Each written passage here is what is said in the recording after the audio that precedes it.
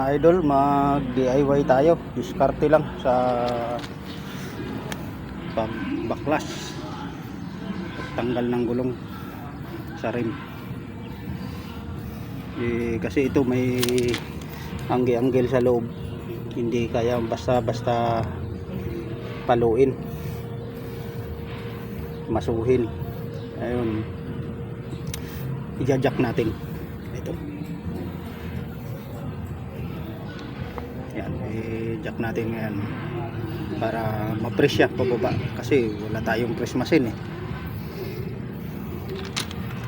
diskartehan lang natin kung paano siya bumaba. Diba mga idol, epektibo. Yan, naibaba din siya. Kaysa maghihirap tayo magsinsil sa tagiliran, jack na lang natin. Diskarte lang ba.